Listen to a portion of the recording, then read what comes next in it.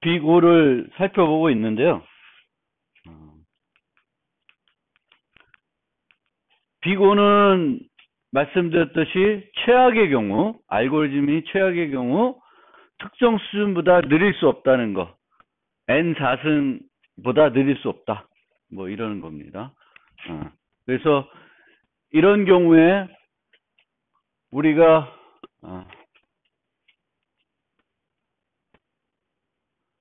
어떤 함수가 구현이 되어 있을 때 이 함수의 성능을 따져볼 수 있어요. 따져볼 수 있는데 이 성능 따져볼 때 이 함수에서 이 알고리즘에서 소요되는 기본 연산들이 어떻게 되냐? 그러면 이런 식으로 따져가지고 이런 입력에 비례하는 어떤 식으로 나타낼 수가 있습니다. 그래서 이 식에서 우리가 최고차 항만 가지고 얘기하는 거죠. 왜냐하면 n이 매우 커지면 이 1이라는 건 별로 의미가 없어지고 3도 큰 의미가 없어지는 거예요. 성능적인 측면에서. 그래서 그런 의미에서 빅 O를 쓰고 있다. 이렇게 말씀드리는 거고. 그래서 빅 O로 우리가 알고리즘의 성능을 논할 때 흔하게 이제 접하게 되는 성능 뭐 그런 것들이 있습니다. 그래서 O1이라고 하면 상수 시간 비용이에요. 상수 시간 비용. 입력 크기에 전혀 영향을 받지 않는 경우를 말합니다. 저거보다는 더 좋게 만들기는 어렵습니다. O1이면 최고죠.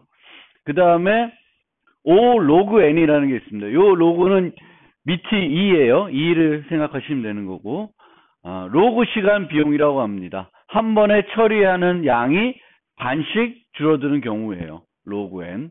뒤에 좀 이따 좀 더 설명드리고, ON은 선형 시간 비용입니다. 선형 시간 비용. n에 비례하는. 그래서 우리가 확장성을 가지려고 하면 최소 n까지는 돼야 돼요. 이 이상 가면 확장성 있다고는 얘기하지 않습니다. 알고리즘에. n 로그 n, n 제곱 뭐 이렇게 되면. 그 다음에 n 로그 n이라는 게 있습니다. n 로그 n. 그래서 그거를 의사선형 시간 뭐 이렇게 얘기하는데 정렬 알고리즘 중에 빠른 정렬 알고리즘들이 n 로그 n을 가지고 있습니다. 뭐 합병 정렬이라든지 퀵 정렬이라든지. 그리고 n제곱 2차 시간 비용이라 그러는데 조금 성능이 떨어지는 그런 정렬 알고리즘들이 n제곱 알고리즘을 갖고 있습니다. 그리고 n제곱 말고 n3승, n4승, n100승 뭐 이런 것들이 있겠죠. 그런 것들은 다 합쳐서 다항시간 알고리즘이라 그럽니다. 다항시간 알고리즘. n의 몇 승으로 나타나는 거죠. 그 다음에는 2의 n승 뭐 이렇게 되는 게 있는데 이건 지수시간 비용이 된다고 합니다. 지수시간. 그리고 이거보다 더 느린 게 이제 계승시간 비용도 있습니다. n 팩토리얼. 그래서 이런 것들을 우리가 알고리즘을 개발하다 보면 만날 수도 있습니다. 만날 수도 있는데 실제적으로 보면 이 이하로 가면은 n이 매우 커지면 되게 느리게 되는 거죠. 확장성이 없게 됩니다.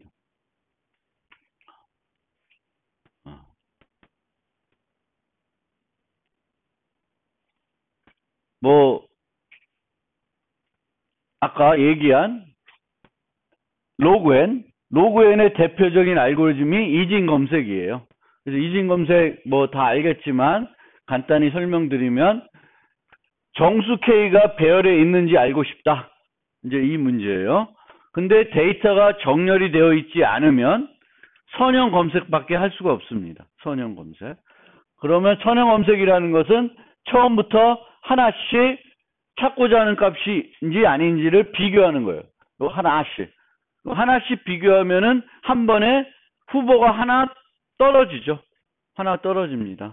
그래서 최악의 경우에는 n번 필요하게 됩니다. 평균적으로는 뭐 2분의 n 뭐 이렇게 논의할 수 있는데 지난 시간에 말씀드렸듯이 평균 비용을 계산하는 거는 매우 귀찮고 어려운 일이에요. 그래서 보통 평균 비용까지는 계산을 많이 안 합니다. 이진 검색은 데이터가 정렬되어 있을 때만 사용할 수 있습니다. 중간 위치에 있는 값과 비교해서 비교 결과에 따라서 하는데, 예를 들면 찾고자 하는 게 얘가 이제 선형, 요쪽이 그림 선형이고요. 찾고자 하는 게 뭐라 할까? 24면 제일 먼저 중앙에 와서 얘랑 비교하는 거예요.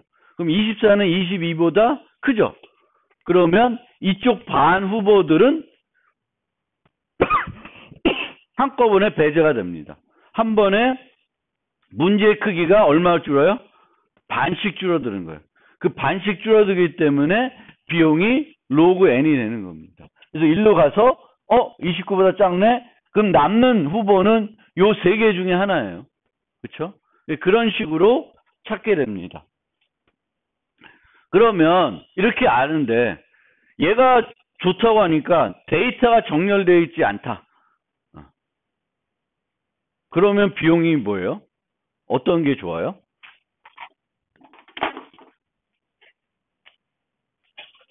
데이터가 정렬되어 있지 않으면 요거 할 수 있죠. 그렇죠? 선형 검색을 하면 비용이 얼마야? ON이에요. 그러면 그렇게 하지 않고 이진 검색을 하고 싶어요. 그럼 먼저 뭘 해야 돼요? 정렬을 해야 되죠. 그 다음에 이진 검색을 할 수 있어요. 그러면 앞서 설명드렸듯이 빠른 정렬 알고리즘의 그 비고가 얼마예요? n 로그 n이에요. 그리고 얘는 이진 검색은 로그 n입니다. 이 더한 거예요. 결국은 전체적으로는 n 로그 n이죠. 그러면 어느 게 더 좋아요? 선형 검색하는 게 좋아요? 정렬하고 이진 검색하는 게 좋아요? 얘는 n이고 얘는 n 로그 n이에요. 누가 더 좋은 거예요?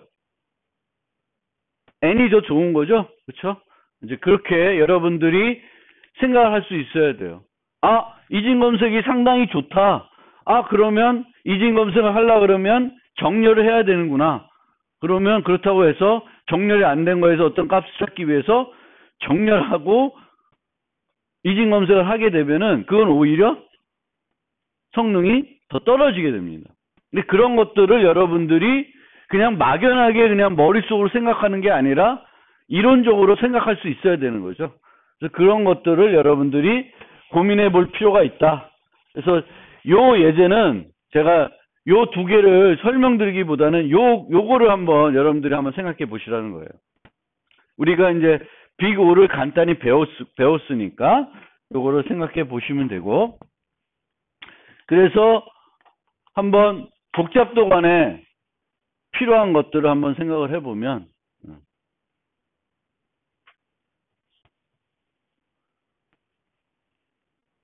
요거를 기준으로 봐야 돼요. 요걸 기준으로 보세요. 요걸 기준으로.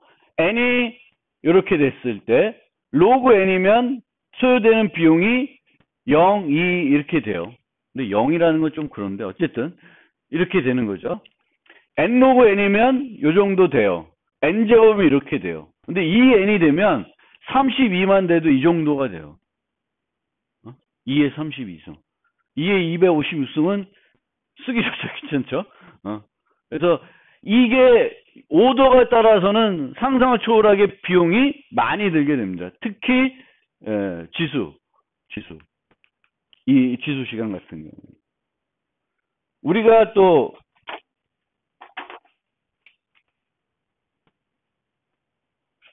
나중에 이제 트리도 배울 텐데,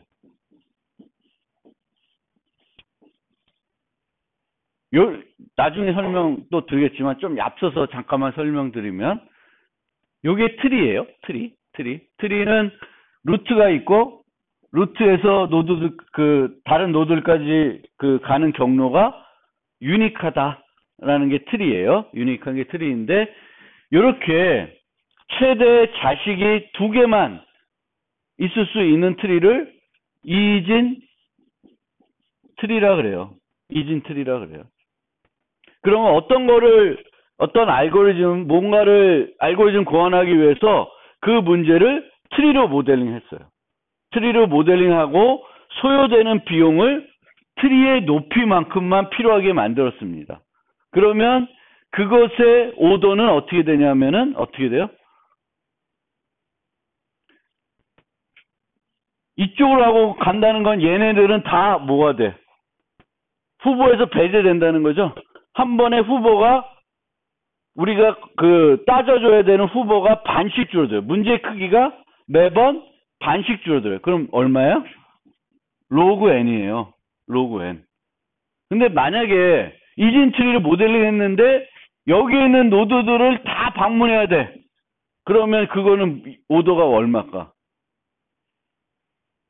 2의 n이에요. 지수 시간이에요. 그러니까 트리로 모델링 했다고 해서 다 효과적인 거 아니고 트리로 모델링 했고 또 이진트리의 경우도 이렇게 생긴 것도 이진트리예요. 자식이 하나밖에 없죠. 근데 얘는 쭉 검사를 하면은 비용이 뭐랑 똑같아요? 로그 n이라 보다는 선형이죠. 그래서 이진트리로 모델링 하더라도 나중에 설명드렸지만 이진트리가 이 모습이 이런 모습이 계속 유지가 돼야 돼요. 밸런스가 돼야 된다고 해요. 밸런스. 그러니까 한쪽으로 치우치지 않은 거지. 이거는 이제 트리 얘기할 때 설명드리겠지만 그런 면에서 여러분들이 이제 이런 것들을 생각해 볼 필요가 있어요. 문제들을 만들 때, 문제들을 효과적인 알고리즘 찾을 때, 어떻게 해야지 효과적인 알고리즘 되는구나. 이런 것들도 이제 이번 학기에 이제 그 자료 구조 같은 것들을 만들면서 많이 익히게 됩니다. 그리고 이제 기본적으로는 여러분들이 어떤 연산 또는 알고리즘 또는 어떤 함수를 만들어 놓고 이 함수가 빅O가 뭐다라는 것을 여러분들이 생각해 볼 필요가 있습니다. 그리고 빅O는 항상 n이 충분히 클 경우에만 의미가 있어요. 근데 n이 얼마나 될지 모를 경우 아니면은 n이 그거보다 n이 너무 안 크다. 얼마 안 된다. 항상 요만큼밖에 안 된다.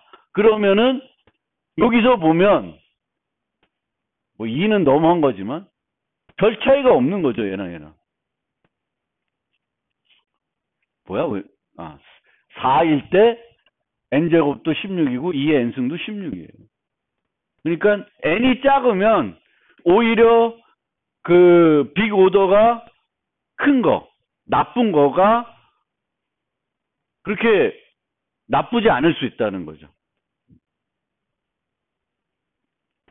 그리고 지난 시간에도 언급했는데 요것들은 주로 지금 물론 이게 필요한 시간으로 볼 수도 있고 공간을 따졌을 때도 이런 오더면 공간이 이만큼 필요하다는 거일 수 있어요.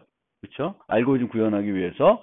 근데 우리가 그 자료 구조 알고리즘 빅O는 시간 복잡성뿐만 아니라 공간 복잡성을 나타내기 위해서도 사용이 된다.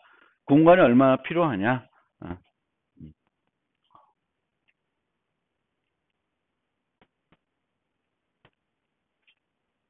조금만 더 한번 봅시다. 정렬되어 있지 않은 정수 배열의 요소 추가하기. 정렬되어 있지 않아요. 그럼 어디에 추가하는 게 가장 좋아요? 정렬되어 있지 않아요. 정렬되어 있지 않다는 것은 어떤 데이터를 넣을 때 어디다 넣는지 상관이 없다는 거죠. 그러면 어디다 넣는 게 제일 좋아요? 맨 뒤에다 넣는 게 제일 좋습니다. 그래서 맨 앞에 넣으면은 비용이 어떻게 돼요? 맨 앞에 넣으려면 기존 애들 다 뒤로 하나씩 이동시켜야 되니까 ON, N에 비례해요. 저장되어 있는 요소의 개수에 비례합니다. 그런데 맨 뒤에 넣게 되면은 바로 넣을 수 있어요. O1. 보통은 이제 배열이니까 현재 들어간 요소의 개수를 알겠죠? 그럼 그 요소의 개수가 색인이 돼서 그 자리에 넣으면 돼요. 지금 현재 5개 있다. 그러면 그렇죠? 0, 1, 2, 3, 4까지 있을 테니까 5에다 넣으면 돼요. 정렬되어 있지 않은 정수 배열에서 특정 요소 삭제하기. 그러면 해당 요소를 찾아야 되죠. 정렬되어 있지 않기 때문에 찾아야 됩니다. 그럼 최악의 경우의 비용은 ON이에요. 찾는 비용은. 그런데 제거하는 비용은 얼마일까? 얘 두 개를 합쳐야 요 비용을 알 수 있죠. 요 제거하는 비용은 얼마일까?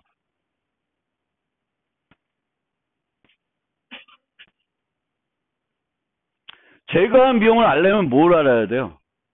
제거하는 방법을 알아야 되죠.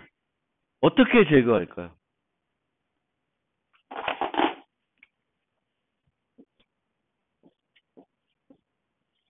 뭐 이렇게 배열이 있다.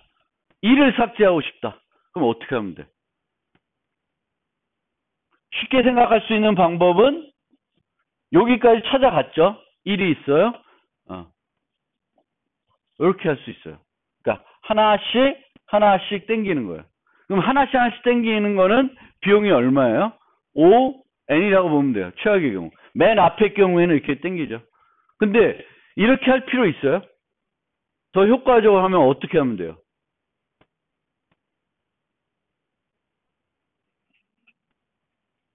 3, 7, 5, 9 해가지고 여기다가 없는 거다 이렇게 표시할 수도 있어요. 이렇게 쓰는 거는 되게 바람직하지 않습니다. 배열은 절대 이렇게 안 써요. 그러니까 중간에 붕붕 뭔가 데이터를 안 넣는다. 이런 경우는 거의 드물어요. 뭘로 채워야 돼요. 그러니까 이렇게 땡기든가. 근데 이렇게 했을 때 여기다 뭘 넣으면은 꽉 차고 문제가 없을까? 정렬되어 있지 않는 데이터예요. 정렬되어 있으면은 1, 2, 3, 5, 7이에요. 정렬되어 있는 경우에 이렇게 지우면 옮겨올 수밖에 없어요. 근데 정렬되어 있지 않으면은 뭘 넣으면 돼요? 맨 마지막 거를 여기로 넣어주면 돼요. 맨 마지막 거 여기로 넣는 비용은 얼마 들어요? 요거는 5원이에요. 5원. 결국은 ON이죠. 근데 만약에 이게 N이면 전체가 뭐 어차피 ON인데 이거랑 좀 다른 거예요. 그래도 전체적인 비용은 ON이지만 어쨌든 여러분들이 이런 것들을 이제 생각해 가면서 처리를 해야 됩니다. 그러니까 이런 경우도 아까 보시면 요 비용이 ON일 수 있고 ON일 수 있어요.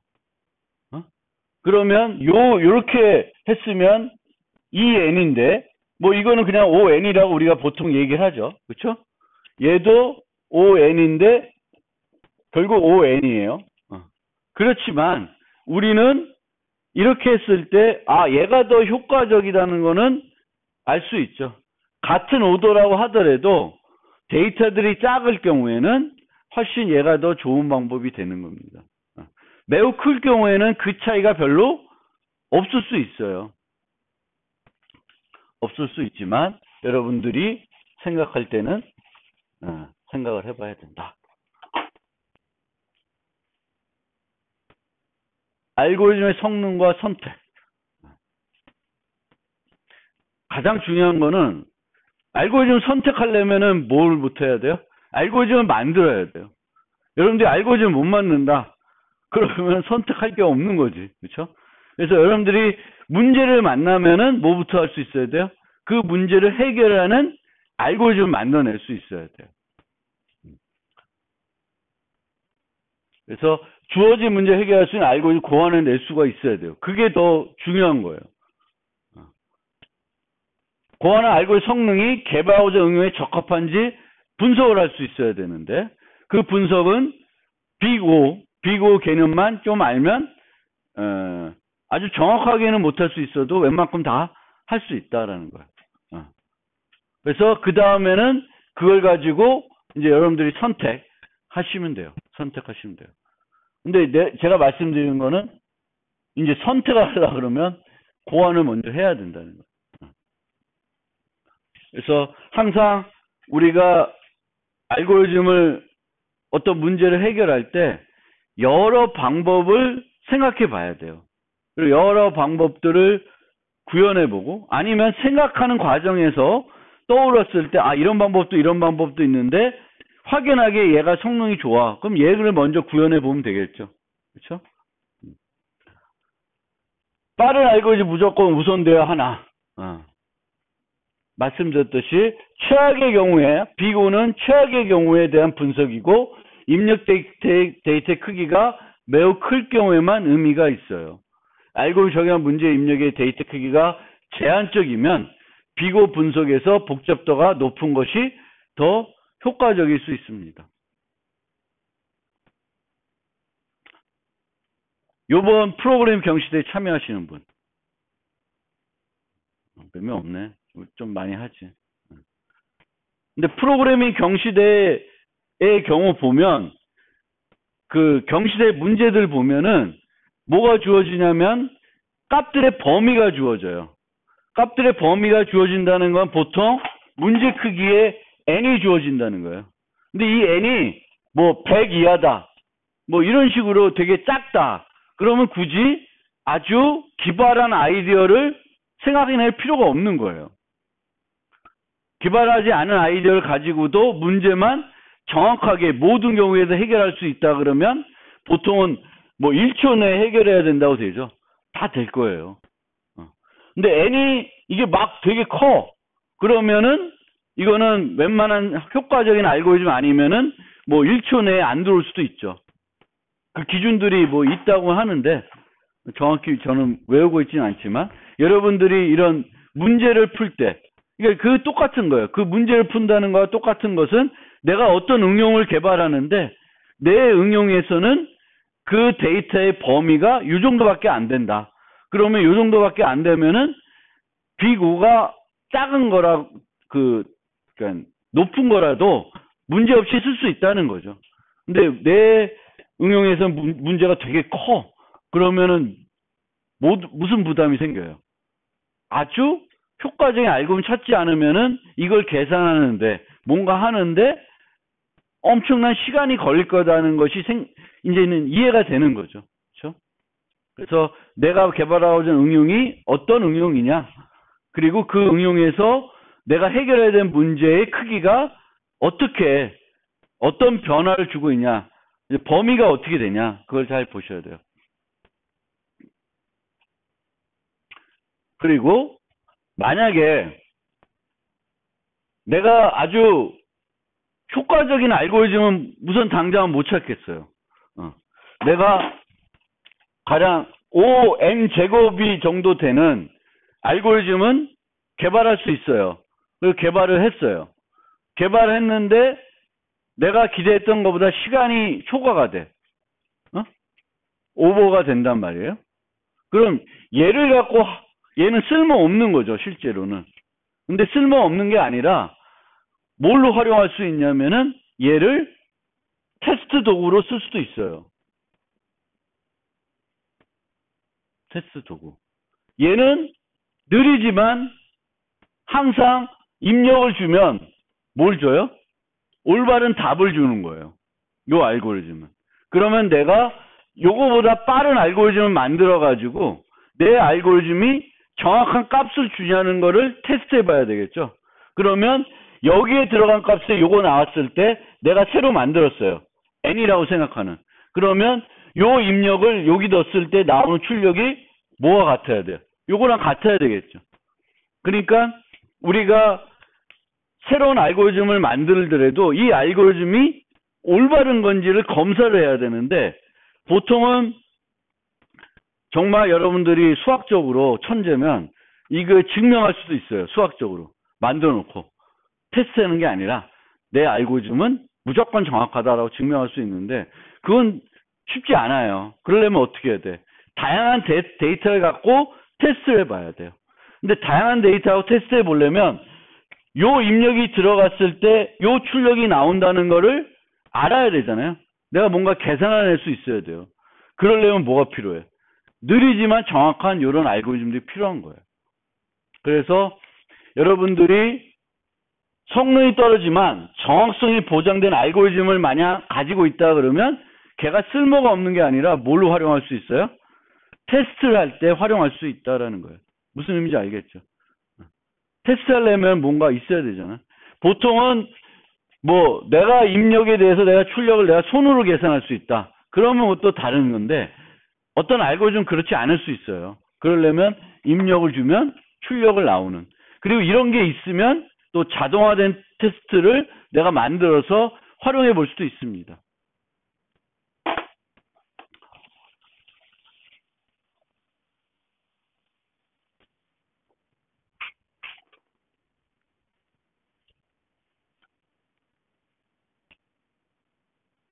그리고 실시간 응용.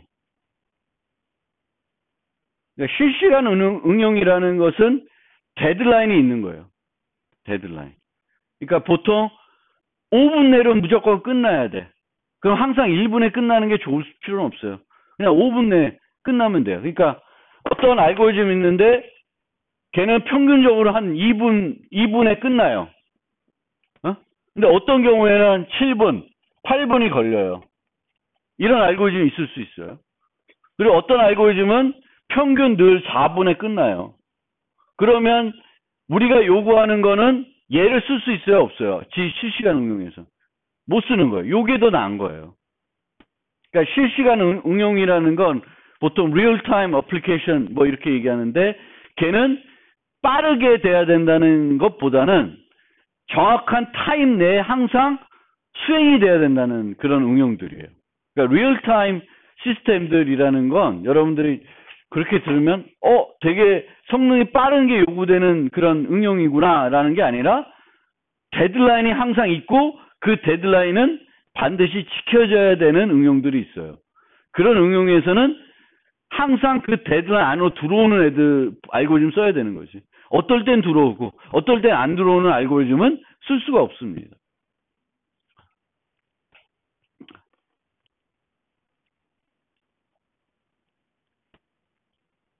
그리고 주어진 문제에 효과적인 해결을 찾지 못했을 때 접근하는 방법. 못 찾을 수도 있어요. 아니면 없을 수도 있습니다. 예를 들면 최단거리 알고리즘. 뭐 우리가 최단거리 알고리즘 많이 쓰고 있어요. 어디서 쓰고 있냐? 내비게이션 이런 거 할 때 최단거리 알고리즘 쓰는 거예요. 근데 이 최단거리 알고리즘은 경우의 수가 너무 많으면은 못 구해요. 모든 경우 수를 다 구해서 비교해가지고 가장 짧은 거 찾을 수가 없어요. 그래서 휴리스틱한 방법을 쓴다 그러는데 개로 해서 그 알고리즘을 돌리면은 그 결과는 최적이라고 보장은 못해요. 그렇지만 되게 최적에 가까운 값을 구해주는 거예요. 그거 갖고 쓰는 거예요. 무슨 말인지 알겠어요? 그러니까 최적을 구해주는 알고리즘 쓰는 건 아니에요. 왜냐하면 최적인 거를 우리가 보장하려면은 모든 경우를 다 따져가지고 비교해서 가장 작은 값을 선택을 해야 되는데 그러게 하기 위해서는 모든 경우의 수가 너무 많은 거예요.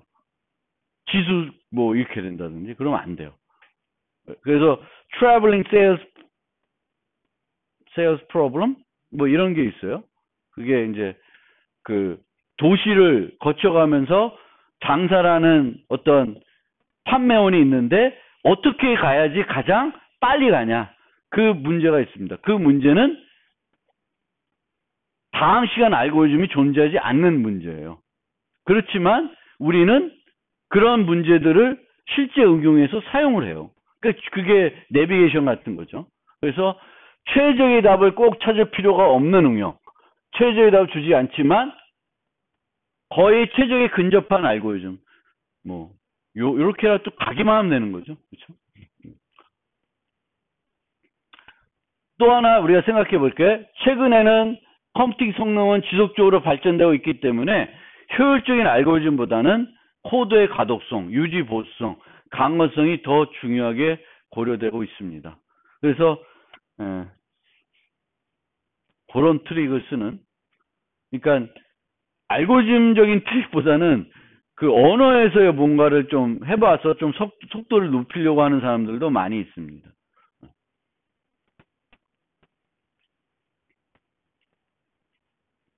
자, 그래서 이 노트의 마지막으로 한 번쯤 그러면 우리가 이제 자료 구조를 열심히 배웠다.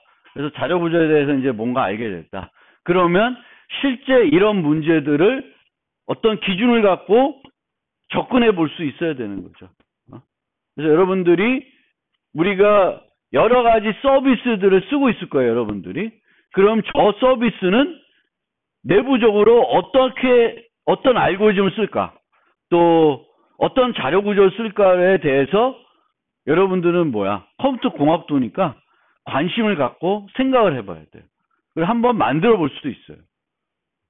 그냥 내가 쓰고 말면 이제 그거는 컴퓨터 공학도들이 갖춰야 될 자세는 아니에요. 그러니까 예를 들면 페이스북이든 카톡이든 친구를 맺죠. 그리고 친구를 맺고 또 친구를 추천해줘요. 그러면 그거를 한번 내가 어떻게 만드는지 한번 그거를 효과적으로 하기 위해서 자료 구조나 알고리즘을 어떻게 할 건지를 한번 고민해 볼 필요는 있는 거예요. 그리고 실제적으로 만약에 여러분들이 유사한 응용을 만들게 되면 그 실제 만들어야 되겠는 거 아니에요. 뭐 소셜 네트워크 서비스 비슷한 응용을 만든다. 그럼 거기 친구 맺기가 있을 테고 그럼 자기 친구 목록을 어떻게 유지시켜 줄 것인가. 그런 것들이 고민이 되겠죠. 물론 또 이게 소프트웨어적이 아니라 DB에 들어가 있는 데이터일 수 있고 뭐 그런 거에 따라 조금 달라질 수 있는데 DB는 생각하지 말고 소프트웨어적으로만 우리가 그냥 만든다고 생각했을 때 그거 친구 목록을 어떻게 유지할 것인가 이런 것들도 한번 해보는 게 어떤 그냥 심심해서 그 프로그램 실력을 늘리기 위해서 해볼 수 있는 거고요. 그걸 해보지 않더라도 머릿속으로는 궁금해하고 그래야 된다는 거예요. 보통 친구 추천을 어떻게 주냐? 현재 친구가 아니지만 친구의 친구를 친구로 추천하고 수 있죠. 그렇죠? 이 친구는 내 친구인데 이 친구는 내 친구가 현재 아니에요. 하지만 이 둘은 친구로 맺어져 있어요. 그러면 이 친구를 저한테 친구로 추천해주는 그런 형태가 있을 수 있습니다. 그거를 어떻게 효과적으로 할 것인가. 또 이와 같은 관계가 많은 사용자를 가장 우선적으로 추천하고 싶다. 그러니까 내가 여기서 5명하고 친구인데 그 5명은 이 친구랑 또 다 친구예요. 근데 이 친구는 한 명하고만 그렇게 돼 있어요. 그러면 이 친구를 더 높은 순위로 추천해주고 싶은 거예요. 뭐 그런 거고 있고 현재 친구가 아니지만 나와 공통 친구가 많은 친구를 친구로 추천하고 싶다. 뭐 이런 여러 가지 기준들은 생각해 볼 수는 있어요. 여러분들이 어떤 응용을 만들 때 이렇게 생각해 볼 수 있는데 그러면 이거를 만드는 방법이 뭘까? 자료 구조를 어떻게 만들면은 좀 더 효과적으로 찾을 수 있을까? 내가 생각해낸 아이디어는 비고가 얼마가 될까? 이런 것들을 우리가 고민해보고 실제 만들어보고 하는 것이 무슨 훈련이야? 프로그래밍 훈련이에요. 개발 훈련이고. 단순한 방법은 각 사용자마다 정렬된 친구 목록을 유지한다. 그럼 뭐가 필요하냐면 특성 사용자 관련해서 그 사용자의 친구의 친구 목록과 차집합을 구한 다음 각 차집합에서 공통적으로 많이 등장하는 순으로 추천을 해줘야 돼. 그러니까 차집합. 그러니까 차집합. 하여튼 읽어보시면 복잡한데 이런 것들을 실제 이제 실전적으로 우리가 해야 된다는 거고 금방 여러분들이 이렇게 좀 큰 문제, 졸작 같은 정도의 문제들을 만약에 응용들을 개발할 때는 이런 실전 문제들을 만나게 되는 거예요. 이런 것들을 이번 수업 시간에 하지는 않아요. 하지는 않는데 이런 것들이 어떤 자료 구조를 배우고 나서 여러분들이 할 수 있는 어떤 자료 구조 측면에서는 생각해 볼 수 있습니다. 그러니까 이런 것들이 우리가 응용으로 해볼 수 있다. 그래서 앞으로 여러분들이 어떤 서비스를 썼을 때 저게 서비스가 내부적으로 어떤 자료 구조로 만들어져 있을까? 어떤 알고리즘을 써서 그걸 할까? 그런 것들을 고민해 볼 필요 있습니다. 보통은 자기네 회사의 어떤 기술력이니까 공개는 안 돼 있겠죠, 아마. 페이스북에서 추천하는 메커니즘이 뭐냐? 공개돼 있나? 모르겠어요. 근데 우리는 하고 싶은 건 있겠죠, 이렇게. 이런 건 생각해낼 수 있고, 그럼 그런 걸 하기 위해서 편리한 자료 구조가 뭐냐? 이제 한번 여러분들이 만들어 볼 수도 있는 거죠. 수업